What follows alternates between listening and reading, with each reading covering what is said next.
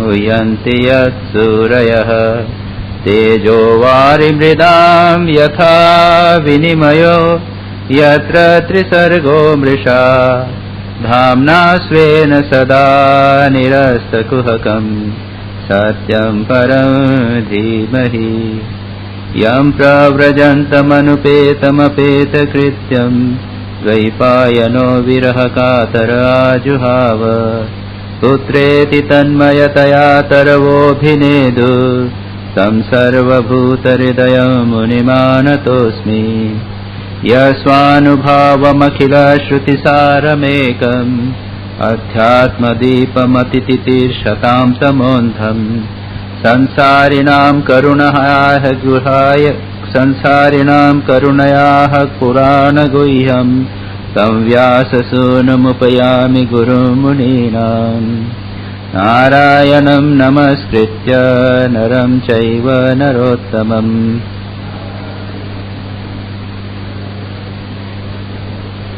देवीं सरस्वतीं व्यासं ततो जयमुदीरयेत्।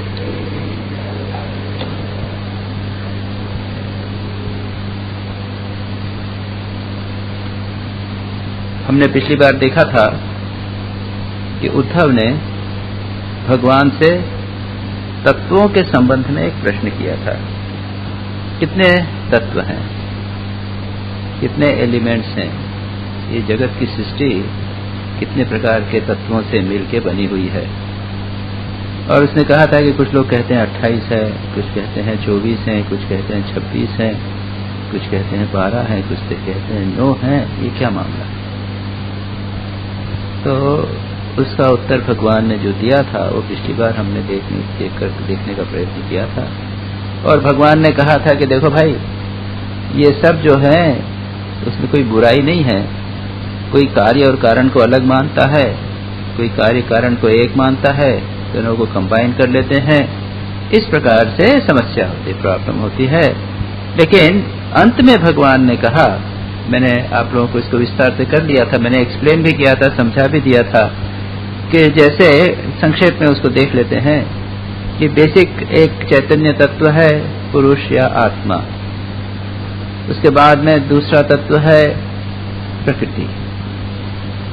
तो ये दो मूल हो गए। अब वो प्रकृति से क्या हुआ? अहंकार की महत की उत्पत्ति हुई, महत के साथ अहंकार की उत्पत्ति हुई, अहंकार से पंच तन्मात्रा की उत्पत्ति हुई। अब कहें कि नहीं, प्रकृति वो महत तत्व जो है वो अहंकार में ही महत्व आ गया। अब दोनों को सेपरेट करने की जरूरत नहीं है, दोनों एक हो गए।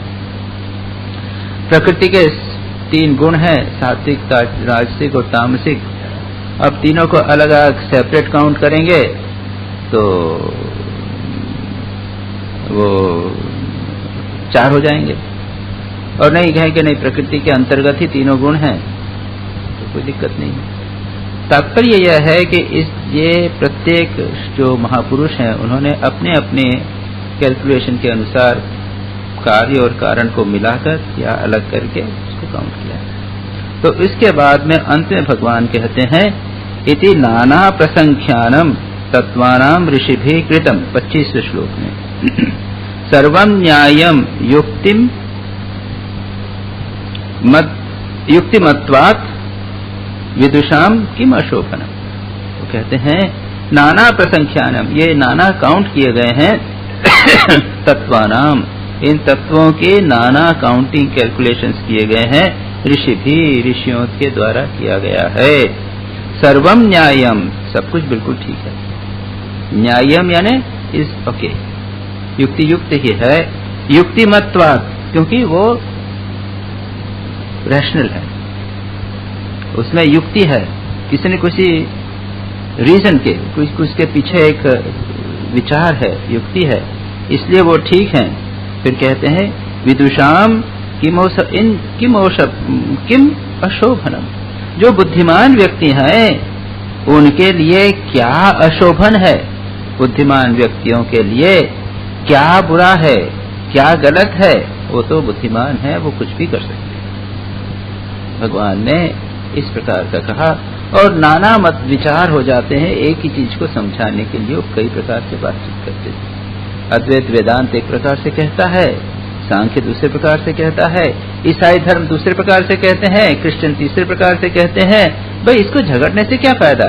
भगवान कहते हैं कि झगड़ने का कोई प्रश्न नहीं होता, झगड़ने का कोई बात ही नहीं है, ये सब ठीक है।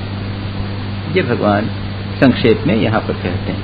अब उद्धव और कुछ प्रश्न करता। देखिए ये जो ग्रंथ है, ये उद्धव गीता, इसमें हमने देखा कि एक और तो उच्चतम ज्ञान की बात, भक्ति की बात है, ध्यान की बात भी है, और यहाँ पर फिलोसॉफिकल दार्शनिक बातें हैं, तत्व की बातें, क्या वस्तु कैसी होती है इत्यादि बातें भी कही। जिसको जो रुचिकर लगे उसको ले सकता है। तो भगवान उद्धव आगे पूछते हैं, प्रकृति पुरुषोभो यद्यपि आत्मविलक्षणो अन्योन्य उपाश्रयत्वात् कृष्ण दृश्यते न भिदातयोः। कहते हैं अब यहाँ पर प्रकृति और पुरुष के संबंध में प्रश्न किया, इन दोनों का अंतर कैसे समझा जाए। उसके बाद में भगवान ये बताएंगे, और उसके बाद में उद्धव एक और प्रश्न पूछेंगे कि यह जो पुनर्जन्म इत्यादि होता है वो कैसे होता है। एक एक करके एक एक प्रश्न करते हैं, और मजेदार बात यह है कि भगवान जो उत्तर देंगे वो बड़े तात्विक और बड़े आध्यात्मिक उत्तर देंगे। अभी हम यहाँ पर देखने का बहुत इम्पोर्टेंट ये है, वो कहते हैं भगवान कि प्रकृति पुरुषश्च उभौ यद्यपि आत्म विलक्षणो। प्रकृति और पुरुष यद्यपि एक दूसरे से बिल्कुल पृथक है। मैंने बताया था आपको, मैंने बताया था कि प्रकृति और पुरुष क्या है। प्रकृति पुरुष है चैतन्य, लेकिन निष्क्रिय, उसमें कोई पावर नहीं है। प्रकृति है जड़, लेकिन उसमें ट्रिमेंडस पावर। अब ये देख लीजिए इंजन, रेलवे का इंजन, तो चलाने वाला कौन है? ड्राइवर। तो ड्राइवर जो है उसमें रेल को खींचने की शक्ति नहीं है। रेल को अकेला ड्राइवर खींच सकता है क्या? रेल को ड्राइवर नहीं खींचेगा, रेल को खींचेगा तो इंजन। लेकिन इंजन बिना ड्राइवर के नहीं चल सकता। उसमें कितने हॉर्स पावर होते हैं? 1000 हॉर्स पावर या क्या हॉर्स पावर आप लोग जानते होंगे, मैं जानता। इतना हॉर्स पावर की शक्ति रहती है, लेकिन वो चैतन्य पुरुष के बिना नहीं चल सकता। और चैतन्य पुरुष क्या करता है? बस वहां बटन दबाता है, इधर से उधर को थोड़ा सा कीबोर्ड के ऊपर उसको करता है, वो इंजन चलने लग जाता है। तो चैतन्य अलग है, उसमें शक्ति नहीं है। प्रकृति में शक्ति है, लेकिन वो जड़ है। तो दोनों एक दूसरे से भिन्न है, लेकिन यद्यपि आत्मविलक्षण, स्वभाव से आत्मविलक्षण है, स्वभाव से एक दूसरे से पूर्ण रूप से भिन्न है स्वरूपतः, किंतु अन्योन्य अपाश्रयात् कृष्ण दृश्यते न भिदातयोः। एक दूसरे से इतने घुल मिल गए हैं, एक दूसरे के ऊपर इतने आश्रित हो गए हैं कि दोनों अभिन्न प्रतीत होते हैं। हम कहते हैं कि अरे इंजन खींच रहा है, इंजन देखो इंजन कैसा चल रहा है, इंजन में कितनी शक्ति है। वो तो ठीक है, इंजन चैतन्य जैसा दिखाई दे रहा है, बढ़िया भागता चला जा रहा है, लेकिन उसके पीछे जो वो ड्राइवर है वो कोई नहीं देख पाता। अच्छा, और ड्राइवर क्या है? लोगों को लगता है कि अरे इसमें कैसी शक्ति है उसको चला रहा है। तो ड्राइवर का गुण चैतन्य जो है वो इंजन में आ गया, इंजन चैतन्य प्रतीत होने लगा। और जो शक्ति है, जड़ की शक्ति, इंजन की शक्ति, वो हमने इंजन के ऊपर और ड्राइवर के ऊपर सुपरइम्पोज कर दी। अरे उसमें कितनी शक्ति। उसी प्रकार से यहाँ कहते हैं कि हमारे शरीर में ये देह जड़ है, मन जड़ है, लेकिन चैतन्य प्रतीत होता है। शरीर बिल्कुल चैतन्य प्रतीत हो रहा है। तो जो चैतन्य का, पुरुष का जो गुण है वो शरीर के ऊपर आ गया, शरीर चैतन्य प्रतीत होने लगा। और शरीर के जो गुण हैं वो आत्मा के ऊपर रिफ्लेक्ट हो गए। यानी मैं ऊंचा हूं, मैं गोरा हूं, मैं काला हूं, मैं बलवान हूं, मैं दुखी हूं, यह जो शरीर और मन में हो रहा है यह आत्मा के ऊपर रिफ्लेक्ट हो गया। इसको कहते हैं अन्योन्य अध्यास। ये मैंने कई बार बात की थी। एक है सुपर इम्पोजिशन, एक के ऊपर दूसरे का सुपर इम्पोजिशन, अन्योन्य अध्यास। तो भगवान कहते हैं, यहाँ अर्जुन पूछा है उसने कि इन दोनों में दोनों का भेद करना, डिफ्रेंसिएशन करना बहुत मुश्किल हो जाता है, एक दूसरे पर अपने गुण आ जाते हैं। प्रकृतो लक्ष्यते ही आत्मा प्रकृतिश्च तथा आत्मनि। प्रकृति में आत्मा प्रकाशित होती है और प्रकृति जो है वह आत्मा में, प्रकृति में आत्मा और आत्मा में प्रकृति, आत्मनि यानी और उसे कहते हैं एवं में पुंडरीकाक्ष महांतम संशयम हृदि छेत्तुम अर्हसि सर्वज्ञ वचो भी नयने निपुणैः ही। वो कहते हैं कि जो प्रकृति के गुण हैं वह तो आत्मा में आ गए, जैसे ये कह रहे हैं कि प्रकृतो लक्ष्यते आत्मा, प्रकृति में आत्मा का गुण आ गए हैं और आत्मा में प्रकृति एक दूसरे से अभिन्न हो गए हैं, इसलिए मेरे मन में बहुत बड़ा संशय है। हे पुंडरीकाक्ष, पुंडरीक यानी कमल, हे कमल नेत्र भगवान, मुझे महानतम संशय, मेरे मन में बहुत बड़ा संशय हो रहा है। सर्वज्ञ, आप सर्वज्ञ हैं, सब जानते हैं, आप छेत्तुम अर्हसि, उसको आप दूर कीजिए, आप उसको दूर करने में समर्थ हैं। कैसे? नयनई पुणैः वचोभिः, नयनय पुणैः यानी आर्ग्यूमेंट्स, नय यानी विचार, इसको तर्क बोल सकते हैं। न्याय की युक्ति युक्त वाणी में आप निपुण हैं, उसके द्वारा उस मेरे संशय को नाश करने में आप समर्थ हैं। आप बताइए, क्योंकि आप सब जानते हैं ये एक दोनों मिक्सअप हो गए, उसको कैसे दूर करके सेपरेट करना। इसको चित्त जड़ ग्रंथि भी कहते हैं। चैतन्य और जड़ एक दूसरे के साथ जुड़ गए हैं, गांठ बन गई, और जब ब्रह्म ज्ञान होता है तब क्या होता है? भिद्यते हृदय ग्रंथि छिद्यन्ते सर्व संशया क्षीयन्ते चास्य कर्माणि तस्मिन् दृष्टे परावरे। उस परम सत्व का दर्शन होने पर समस्त संशय इत्यादि नष्ट हो जाते हैं, ये ग्रंथि जो है वह कट जाती है। और लेकिन इसको दोनों को सेपरेट करना अत्यंत कठिन। कठोपनिषद में एक श्लोक आता है, उसमें कहा गया है ताम शरीरात प्रभ्रवेत मुंजादिवेशिकाम धैर्येण। तो कहते हैं अंगुष्ठ मात्र पुरुष सदा जनानाम हृदये सन्नविष्टः। हमारे समस्त प्राणियों के हृदय में परमात्मा एक अंगुष्ठ मात्र, एक अंगूठे के रूप में हमारे हृदय में आकर बैठ गया है। उसको स्वयं शरीर के में से उसको निकालना है। किस प्रकार से? जिस प्रकार एक घास, मूंछ की घास जो आप दूब होती है ना, दूब के भीतर एक स्टॉक होता है, तो उसको आपको केयरफुली निकालना पड़ता है, नहीं तो वो टूट जाएगा। धैर्य पूर्वक उसके बाहर के जो पत्ते हैं उनको सेपरेट करके उसके भीतर से उसे निकालना पड़ता है। यही बात हमें करनी है। प्रकृति और पुरुष मिल गए, हमारे भीतर परमात्मा है, लेकिन इसके साथ उस जो आत्मा और परमात्मा, आत्मा और जड़ पदार्थ शरीर मन इत्यादि के कोश ऐसे मिल गए हैं कि उनको पृथक करना अत्यंत कठिन है। धैर्य पूर्वक उसको सेपरेट करें। स्वामी अद्भुतानंद जी श्री रामकृष्ण के शिष्य, और वो पढ़े लिखे नहीं थे, निरक्षर थे, लेकिन उन्होंने एक बार एक लेक्चर पंडित का सुना।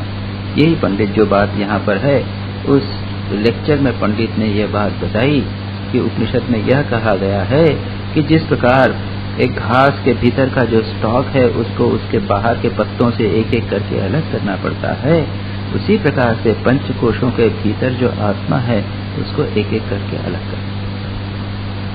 धैर्य पूर्वक धीरे धीरे करिए। ठाकुर महाराज ने शास्त्र नहीं पढ़े थे, निरक्षर थे। श्री रामकृष्ण उनको पढ़ाने का प्रयत्न किया था, उसमें श्री रामकृष्ण असफल रहे थे। कहा कि पढ़ो लिखो बोलो अ आ ई, तो बोल दिया। श्री रामकृष्ण ने वर्नाकुलर उनको सिखाया था। उसके बाद बोला बोलो क, तो बोलने लगे। बंगाली में क बोलते हैं, तो उन्होंने बोला क ये ना बिहारी थे वो क। तो उन्होंने कहा श्री रामकृष्ण को लगा ये का बोल रहे हैं, तो उनका अरे क नहीं, का नहीं क। बोले का, थोड़ा सा जोर से बोला क्या, अरे क के अंदर तो अभी से का बोलेगा, तो जब आ की मात्रा लगाएगा तो क्या बोलेगा।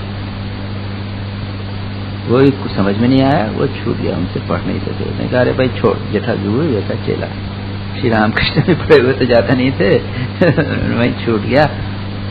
निरक्षर रहे लेकिन साधना की, और जो बात मैं कह रहा हूँ वो उन्होंने एक्चुअली अनुभव की। मैं अभी यहाँ बता दूंगा, आप लोग सुन लेंगे, बात समाप्त हो जाएगी। लेकिन लाटू महाराज ने उसको प्रैक्टिस किया था। इसलिए जब पंडित ने बताया इस श्लोक को पढ़ के कि धैर्य पूर्वक पंचकोशों से हमारे हृदय में भीतर जो आत्मा है उसको पृथक करना है, लाटू महाराज को बड़ा अच्छा लगा और कहने लगे वाह वाह, बड़ी अच्छी बात कही, पंडित ठीक कहता है, पंडित ठीक कहता, क्योंकि उनके अनुभव से मिल गया। अब देखिए करना क्या है, देखिए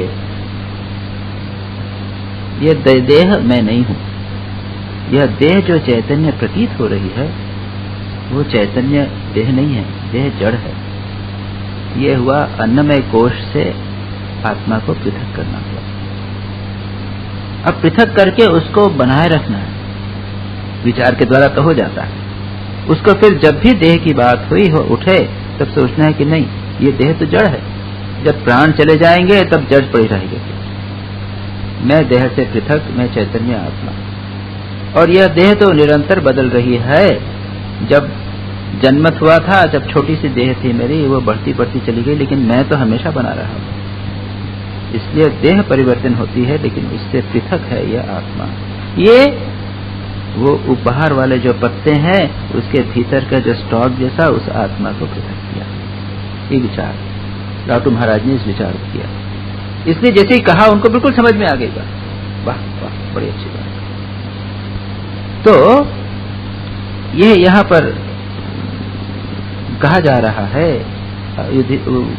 उद्धव ने भगवान से पूछा कि इनको कैसे पृथक करना, ये चैतन्य और जो जड़ है ये मिल गए हैं, पुरुष और प्रकृति मिल गए हैं, उनको कैसे पृथक करना ये बताइए। तत्तो ज्ञानम ही जीवानाम त्वमोषस्ते त्रिशक्तितः त्वमेव ही आत्ममायाया गतिम वेत्थ न चाकर। ये बात कह के इसके बाद एक दूसरी मजेदार बात कहते हैं भगवान, कहते हैं तत्तः ज्ञानम ही जीवानाम, आपसे ही आप ही प्राणियों को ज्ञान प्रदान करते हैं। तत्तः ही ज्ञानम जीवानाम प्रमोषः ते अत्र, और उससे ही ज्ञान का नाश भी होता है। ते शक्तितः, आपकी शक्ति से उसका ज्ञान का नाश भी होता है।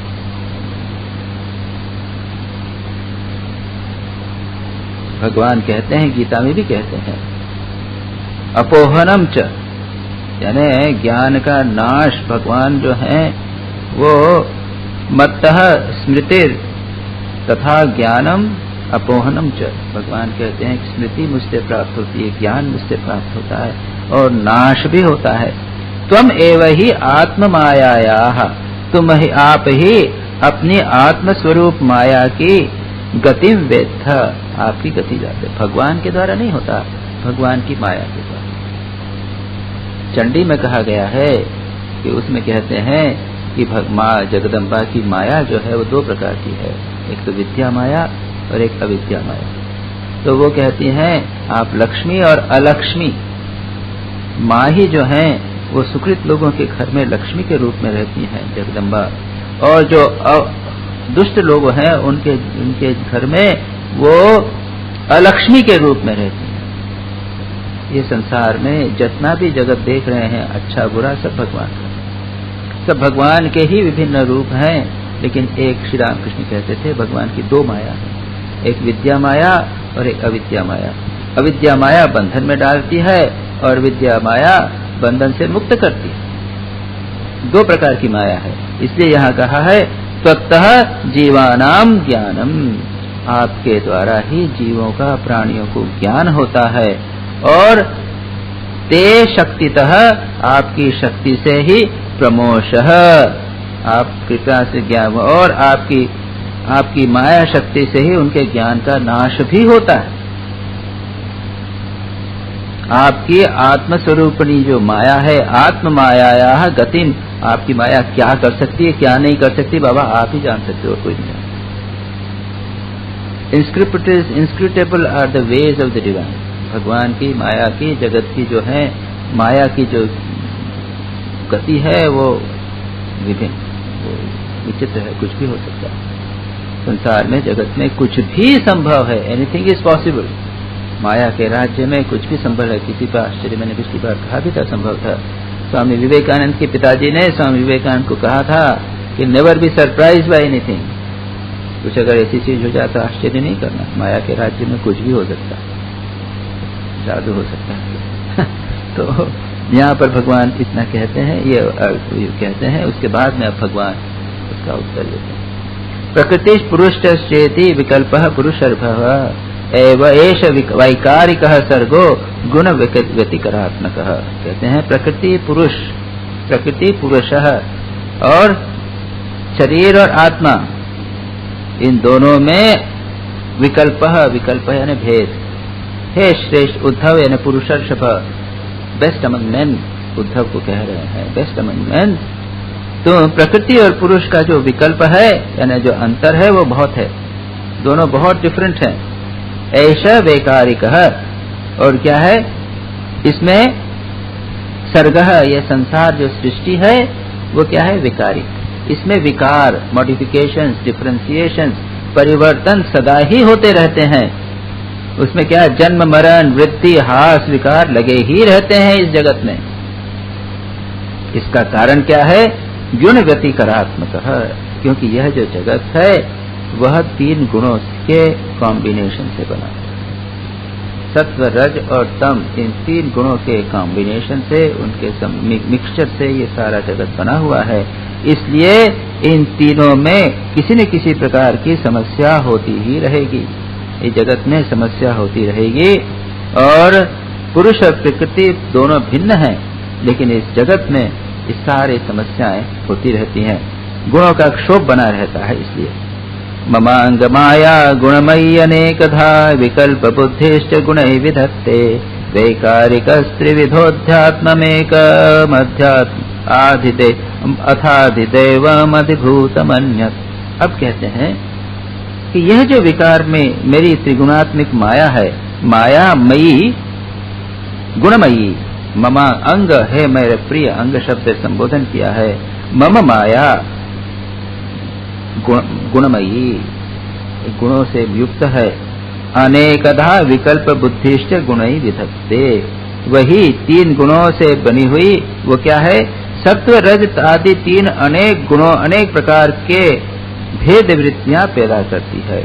विकल्प बुद्धि, विकल्प बुद्धि कई प्रकार की बुद्धि, भेद बुद्धि, गुण ही, इन गुणों के द्वारा, 3 गुणों के द्वारा मॉडिफिकेशन से बहुत सारी भेद बुद्धि पैदा हो जाती है।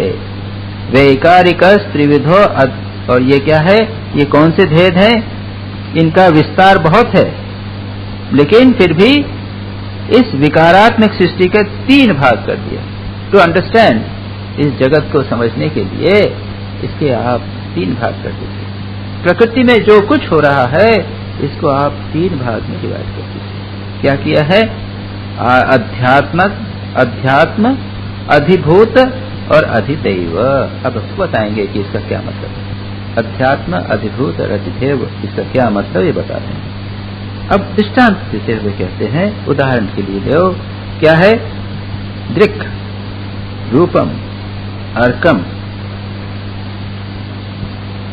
वपुः अत्र रंध्रे परस्परम सिद्ध्यति यह स्वतः खे। आत्मा यद एषाम अपरो यह आद्यः स्वयं स्व आद्यः स्वयं अनुभूत्या अखिल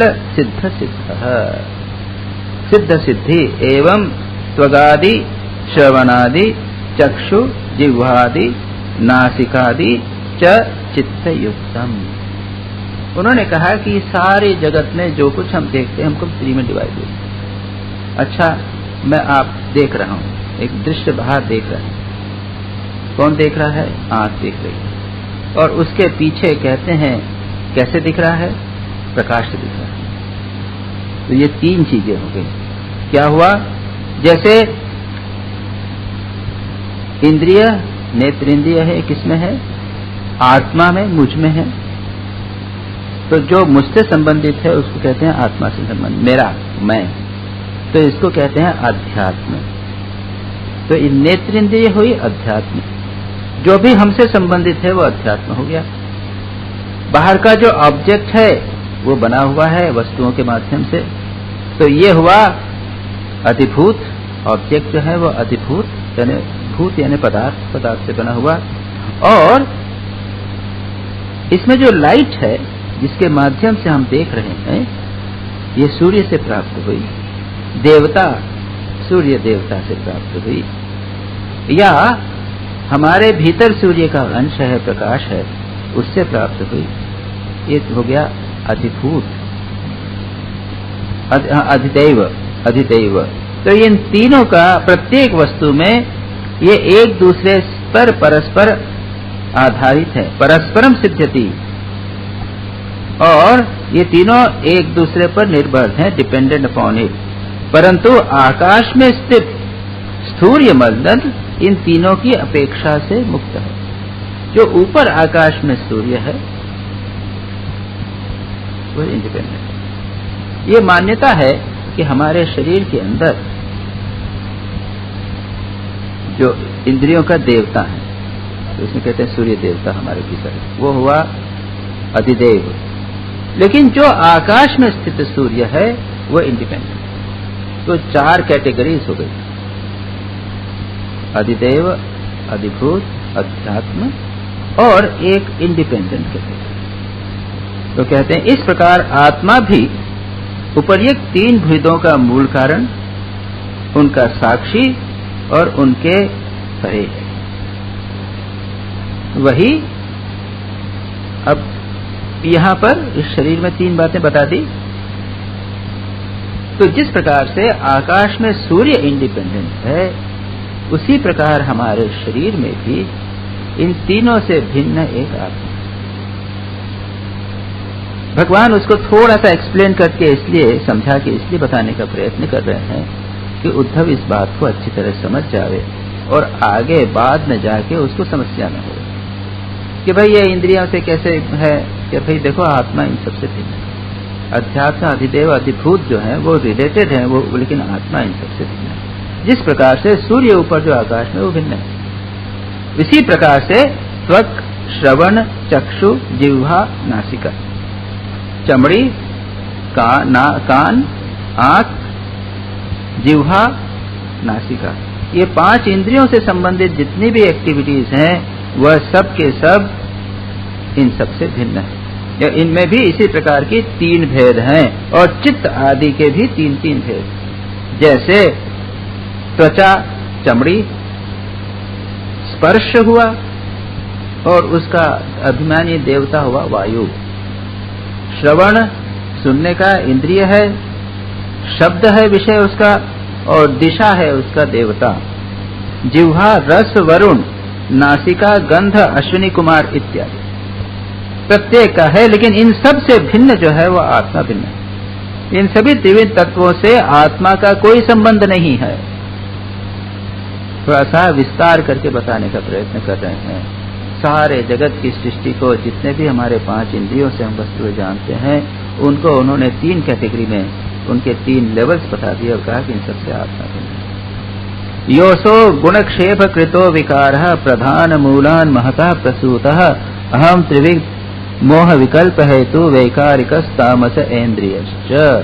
अब भगवान कहते हैं प्रकृति से महत बनता है, प्रधान मूलात महतः प्रसूतः। प्रधान जो है प्रकृति, उससे महत प्रत्यय होता है। महत प्रसूतः उसके कैसे हुआ, इनके प्रकृति के गुण क्षोभ कृतो विकार। ये सब जितने हैं ये प्रकृति के सात्विक तामसिक ये जो गुण हैं इनके अहंकार भेद हो जाते हैं। प्रधान मूलात् महतः प्रसूतः अहम त्रिविक्त मोह विकल्प हेतु वैकारिकः तामस इंद्रियश्च। प्रकृति से महत बनता है, महत तत्व से अहंकार बनता है। इस प्रकार अहंकार गुणों के क्षोभ से उत्पन्न हुआ प्रकृति का ही विकार है। ये जिसे हम ईगो कहते हैं, यह प्रकृति का विकार है, आत्मा से भिन्न है। उसके 3 भेद हैं, सात्विक, राजसिक, तामसिक। यह अहंकारी अज्ञान और सृष्टि की विविधता का मूल वैकारिक तामस इंद्रियश्च, यही सृष्टि की विविधता का मूल कारण। इस अहंकार के कारण सारी समस्याएं हैं। आत्मा का आप कहते हैं आत्मा परिज्ञानमयो विवादः हि अस्तीति नास्तीति पदार्थनिष्ठः यथोपि नैव उपरतम नैव उपरत। ये माया के जगत में माया को स्वीकार करके क्या असंभव है, सब कुछ हो सकता है, ये बात याद रखिए। और स्वामी विवेकानंद को उनके पिता ने कई बातें कही थी, कई बातें स्वामी विवेकानंद ने अपने पिता से सीखी थी। एक बार तो गुस्से में कहा था, आपने मुझे क्या दिया, मेरे लिए क्या किया? उनके पिता ने कहा, जा कांच में जाके तेरा मुंह दे, तो पता चलेगा आपने क्या दिया, तेरे क्या किया। एक बार कहा था, किसी भी बात से आश्चर्यचकित मत होना, संसार में कुछ भी असंभव संभव हो सकता है, संभव असंभव असंभव संभव कुछ भी हो सकता है, याद रखना। इस माया के जगत में अद्भुत अद्भुत चीजें हो सकती हैं। तो कहते हैं राजा रंक बन जाए और रंक जो है वो राजा बन जाए, एक पापी अचानक संत बन जाए और संत जो है वो पापी हो जाए। माया के जगत में घटनी जिसे कहते हैं कि माया जो है अपट पटी ऐसी, अघट घटनी घटी ऐसी, यानी जो कुछ अघट जो है वो घटी ऐसी, जो घटता नहीं वो घटाने वाली ऐसी माया है। तो माया भगवान ये कहते हैं, मायाम मदियाम, मेरी माया मदियाम वदताम, मेरी माया को स्वीकार करके बोलने में क्या संभव असंभव है, मेरी माया को स्वीकार करके क्या कहना असंभव है, कुछ भी कहा जा सकता है। फिर कहते हैं नैतदेवं यथार्थत्वं यदहं वच्मि तथा एवं विवदताम हेतुम शक्तयो में दुरत्यया। कहते हैं जैसा तुम कहते हो वह ठीक नहीं, और जो मैं कहता हूं वो ठीक है, ऐसा लोगों का जो कहना है भगवान कहते हैं ये ठीक नहीं, झगड़ा मत करो। मैंने जो कहा है कि मेरा जो स्टेटमेंट है वही ठीक है और तुम्हारा स्टेटमेंट गलत है। ये जो कहता है इस प्रकार जगत के कारण के संबंध में एवं विवादताम, ऐसा जगत के कारण के संबंध में विवाद इसलिए होता है, विवादताम हेतु, विवाद का हेतु क्या है, मैं दुरत्या शक्तयो हो, क्योंकि इसलिए होता है कि मेरी शक्तियां सत्व रज आदि गुणों और उनकी वृत्तियों का रहस्य लोग समझ नहीं पाते। दुरत्या माया, भगवान कहते हैं देवी ऐसा गुणमयी मम माया दुरत्यया, दुरत्य यानी जिसका पार नहीं पा सकते। माया को माया महा ठगनी हम जानी, सूरदास ने कहा। तो माया को समझना अत्यंत कठिन है, इसलिए अपनी अपनी मनोवृत्ति पर ही आग्रह कर बैठते हैं और झगड़ा करते हैं, क्योंकि माया की शक्ति को नहीं समझते। माया दुरत्या है, उसको समझना कठिन है। यासाम व्यतिकराद आसीत विकल्पो वदताम पदम प्राप्ते शमदबे अपि एति वाधा तम अनुशांत। लेकिन जिन लोगों का मन शांत है, इंद्रिया कंट्रोल है, शम दम, मन को शांत करना उसको शम कहते हैं, इंद्रियों को कंट्रोल करना दम कहते हैं। तो करने वालों का विवाद का विषय क्या है, यही यदि गुणों के क्षोभ से ही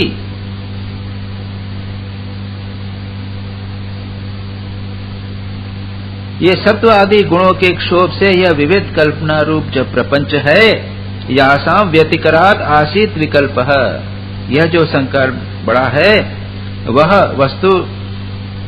वस्तु नहीं केवल नाम है। वदताम पदम, केवल वदताम पद, यह केवल शब्द मात्र है। यही वाद विवाद करने वालों का विवाद है, विषय का विवाद है।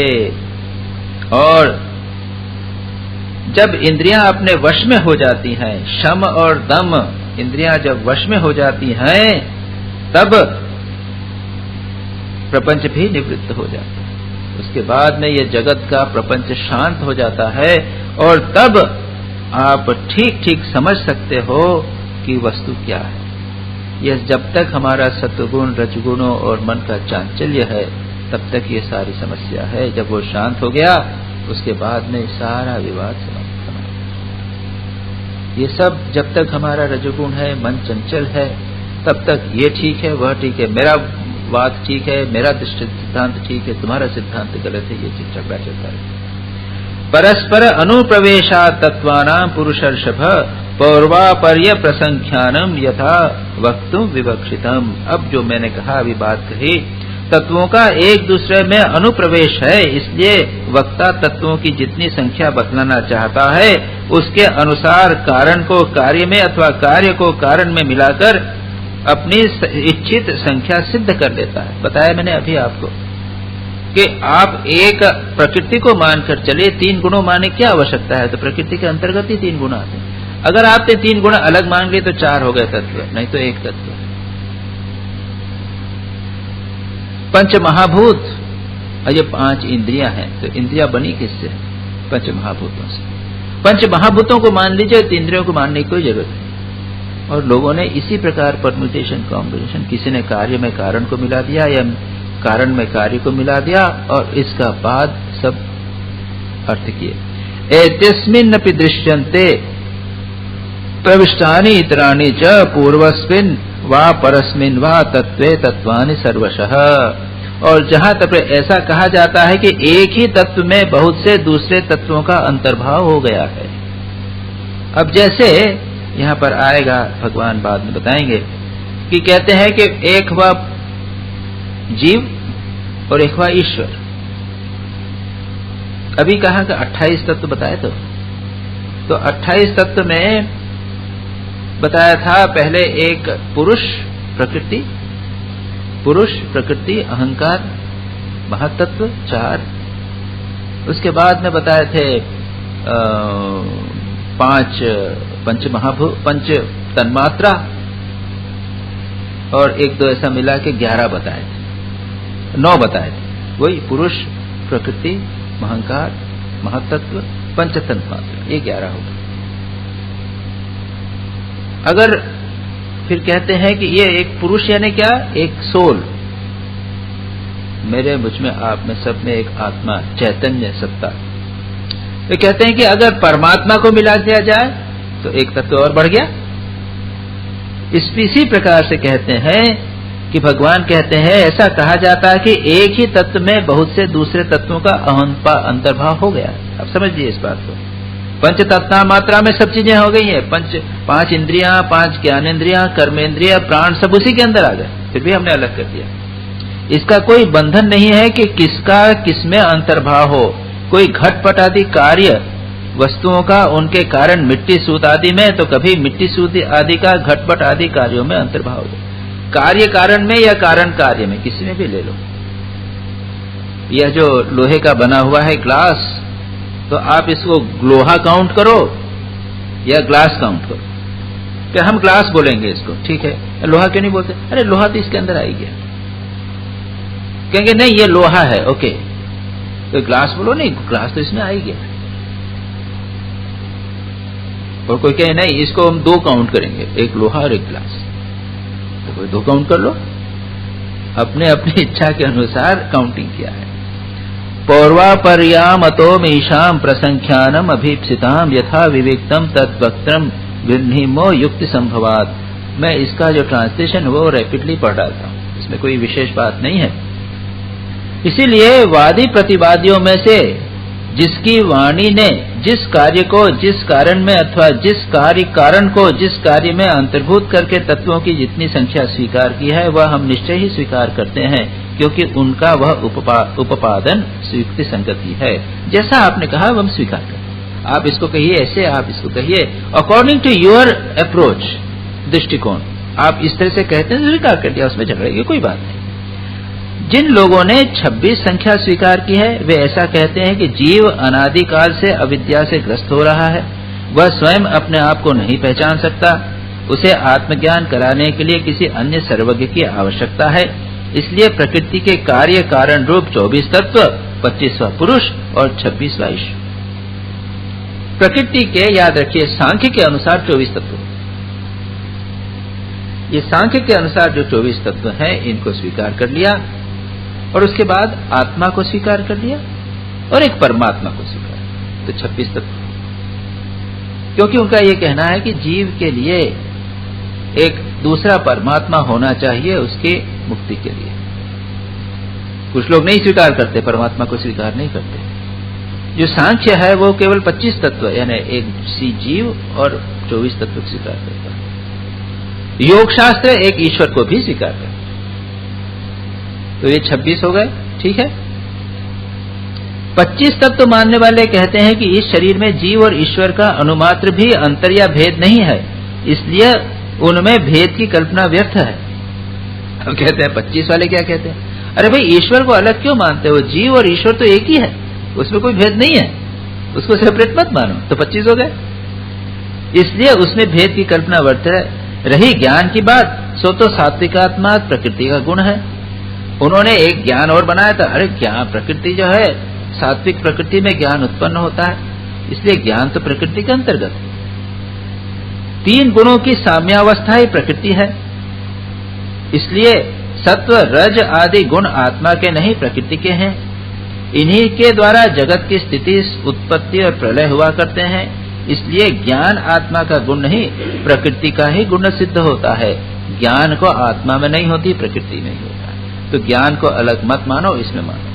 इस प्रसंग में सत्वगुण ही ज्ञान है, रजोगुण कर्म है, तमोगुण अज्ञान कहा गया है और गुणों में क्षोभ उत्पन्न करने वाला ईश्वर ही काल है और सूत्र अर्थात महत्त्व ही स्वभाव है। इसलिए 25 और 26 तत्वों की संख्या दोनों ही युक्त है। उन्होंने अपना आर्गुमेंट करके बता दिया। आपको जो मानना हो सो मानो। उद्धव जी, यदि तीनों गुणों को प्रकृति से अलग मान लिया जाए, जैसा कि उनकी उत्पत्ति और प्रलय को देखते हुए मानना चाहिए, तो तत्वों की संख्या स्वयं ही 28 हो जाती है। सत्व, तज और रम, सत्व, तम और रज 3 गुणों को अलग मान लो। क्यों? क्योंकि उनके कार्य अलग दिखाई देते हैं। तो भाई, जैसे मैंने कहा कि लोहा और ग्लास एक होते हुए भी अलग नहीं है, क्योंकि अगर ये लोहा केवल लोहा पड़ा हुआ हो और पड़ा हुआ तो उससे आप पानी नहीं पी सकते। तो केवल प्रकृति सत्व रज तम मिले हुए प्रकृति है, तो उससे जगत की सृष्टि नहीं हो सकती। सत्व तम और रज, इनसे 3 से अलग अलग कार्य होते हैं, इसलिए मानो अलग। तो हो गया 28। पुरुष, प्रकृति, इन तीनों के अतिरिक्त 25 है।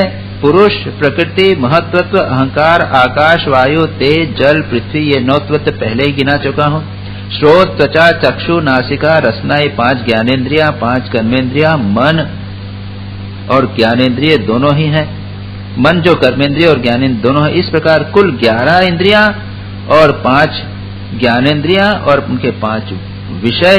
इस प्रकार 3, 9, 11, 5 सब मिलाकर 28 कर्म हो जाते हैं। मैं रैपिडली पढ़ रहा हूं, वो 24 से चला, उसके बाद 25 भी कहा, 26 भी कहा भगवान। अब कहते हैं 28, अगर आप 3 कर्में उनको मिला लो तो 28 हो जाता है।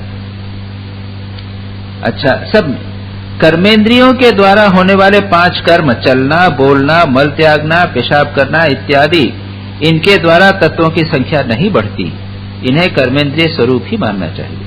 अच्छा, सृष्टि के आरंभ में कार्य यानी 11 इंद्रिय और पंचभूत और कारण महत्त्व आदि के रूप में प्रकृति ही रहती है। वही सत्वगुण, रजोगुण, तमोगुण की सहायता से जगत की स्थिति, उत्पत्ति, संहार आदि अवस्थाएं धारण करती हैं। अव्यक्त पुरुष तो प्रकृति और उसकी अवस्थाओं का साक्षी मात्र बना रहता है।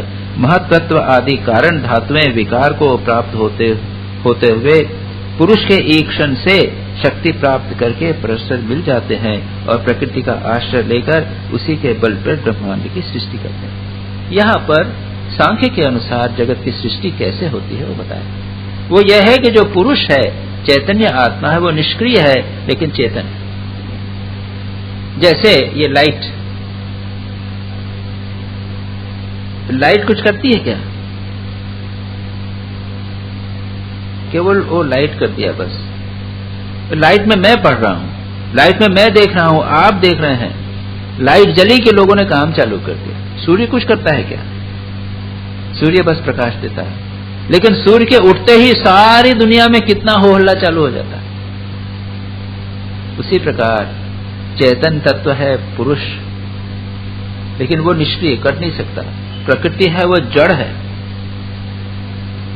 लेकिन जैसे ही पुरुष के पास आई तो उसमें स्पंदन हुआ, वाइब्रेशन हुआ, और 3 गुणों की सहायता से जगत की सृष्टि, स्थिति, उत्पत्ति, संहार सारी अवस्थाएं धारण करने लग गई। उसके बाद अव्यक्त पुरुष तो प्रकृति और उसकी अवस्थाओं का साक्षी मात्र है, बट ए विटनेस वहीं रहता है। महतत्व आदि कारण धातुएं विकार को प्राप्त होते हुए पुरुष के ईक्षण से शक्ति प्राप्त करके भगवान ईश्वर के पुरुष का देखने मात्र से सब चलते हैं। श्री रामकृष्ण बड़ा अच्छा दृष्टांत देते थे कि घर में वो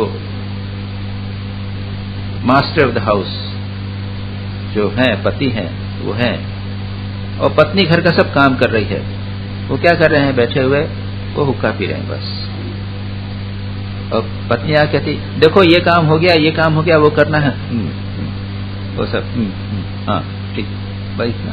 और उनकी प्रेजेंस मात्र से सारा काम वो सब घर में सारा काम, वो इज जस्ट सिटिंग, कुछ नहीं। उसी प्रकार उसके कारण वो प्रकृति का आश्रय लेकर उसी के बल पर सारे जगत की सृष्टि होती है। जो लोग तत्वों की संख्या 7 स्वीकार करते हैं, अब देखिए 28 हो गए, 26, 25, 24।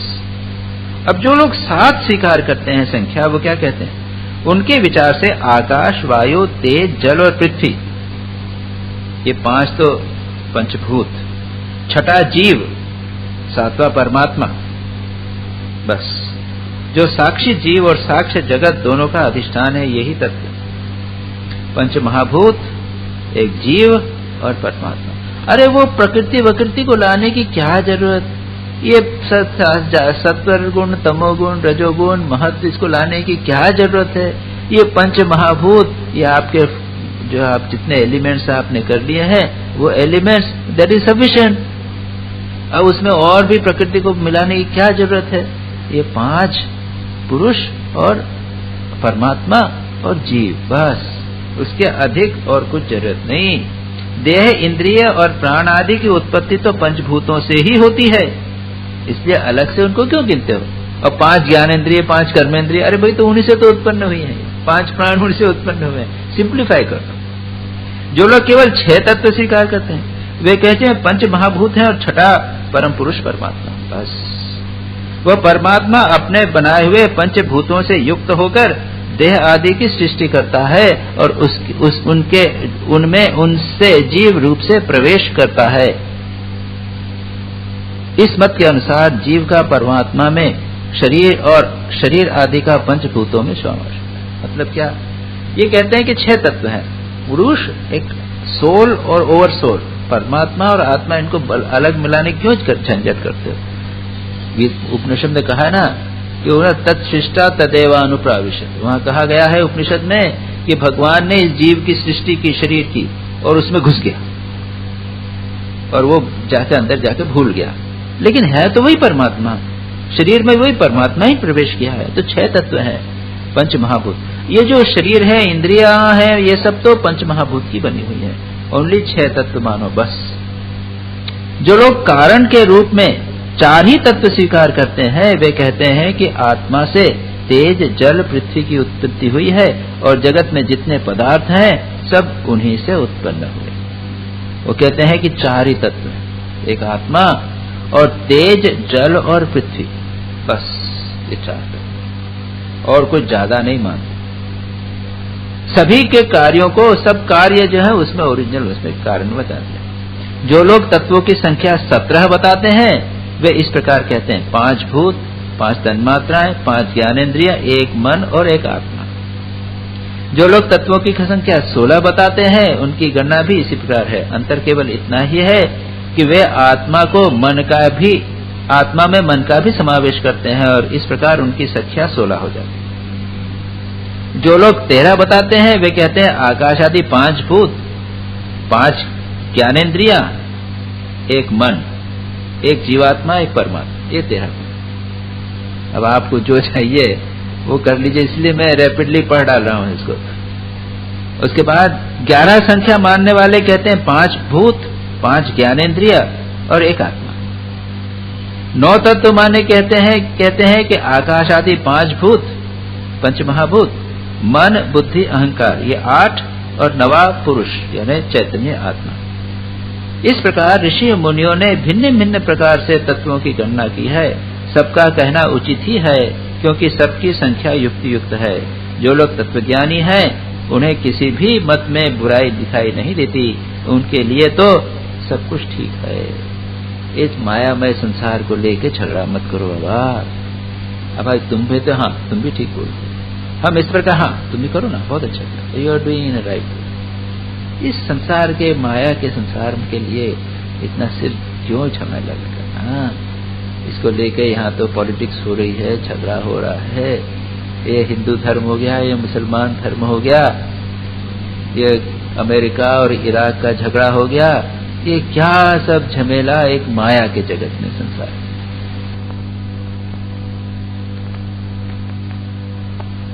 मेरा मत ठीक, तुम्हारा मत गलत, यानी बेसिक फंडामेंटल्स में भगवान कहते हैं कि फंडामेंटल्स में जो है उसमें मतभेद होने ही वाले हैं सब अपनी अपनी दृष्टि से। जैन धर्म में भी इसी को एकांतवाद और अनेकांतवाद कहा गया है।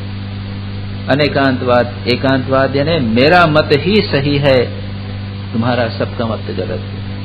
अनेकांतवाद कहता नहीं ऐसी बात नहीं है, सब मत ठीक, सभी मत अपनी अपनी दृष्टि से लोग वर्णन कर रहे हैं, सभी मत ठीक है। इस प्रकार से सच पूछा जाए तो बड़ा एक प्रकार से ये नीरस होते हुए भी इसमें एक कोई मैसेज है, बड़ा सुंदर मैसेज है जो भगवान ने यहाँ पर हमें दिया है। नारायणं नमस्कृत्य नरं चैव नरोत्तमम् देवीं सरस्वतीं व्यासं ततो जयमुदीरयेत्।